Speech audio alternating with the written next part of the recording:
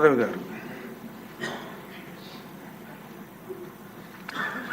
ధన్యవాదాలు అధ్యక్ష. ఈరోజు చాలామంది ఇరిగేషన్ మీద రైతుల గురించి మాట్లాడుతున్నారు. నా సమస్య కూడా అలాంటిది అధ్యక్ష. సర్దార్ గౌతులచ్చన్న తోటపల్లి బ్యారేజ్లో ఉత్పన్నమైన ప్రధాన సమస్యను మీ ద్వారా నీటిపారుదల శాఖ మార్చులకి ఈరోజు విన్నవించుకుంటున్నాను అధ్యక్ష. ఈ కాలువ నుంచి టెయిల్ ఎండ్లో ఉన్న మా నియోజకవర్గానికి సుమారు 13,256 ఎకరాలకి నీరు 2020 నుంచి చుక్క నీరు కూడా అందట్లేదు అధ్యక్ష. రైతులు చాలా ఇబ్బంది పడుతున్నారు. ఎందుకంటే మా నియోజకవర్గంలో కూడా వర్షం చాలా తక్కువగా ఉంటుంది. సకాలంలో నీరు అందక చాలా పంట నష్టం జరుగుతున్నది అధ్యక్ష. ఇప్పుడు కొత్తగా ఉత్పన్నమైన సమస్య ఏంటంటే మన ప్రభుత్వం వచ్చిన తర్వాత డీసిల్టింగ్ పనులు చురుగ్గా సాగుతున్నాయి అధ్యక్ష.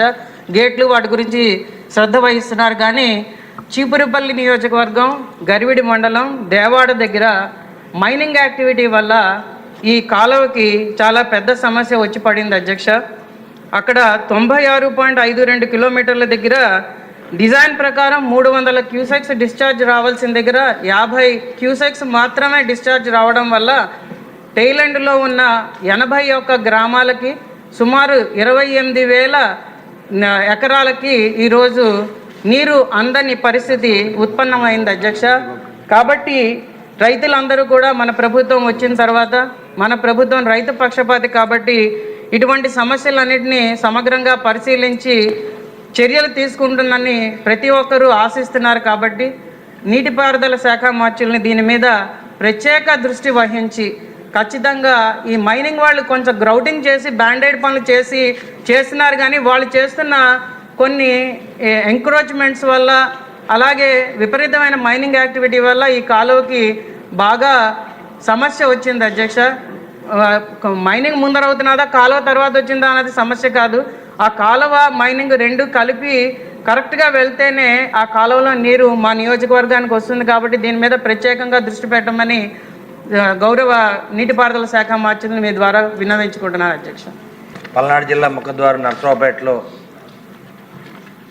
చిట్ ఫండ్ మోసాలు జరుగుతున్నాయి అధ్యక్ష.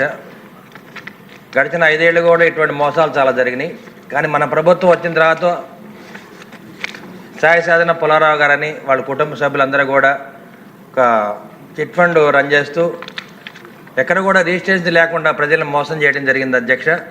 దాదాపు 200 కోట్ల రూపాయలతో పరారవటం, 250 కోట్ల రూపాయలు ఫిక్స్డ్ అసెట్స్ తోటి ప్రజలను మోసం చేయడం జరిగింది అధ్యక్ష. దీని పూర్తి నివేదిక హోమ్ మినిస్టర్ గారు కూడా ఇవ్వడం జరిగింది.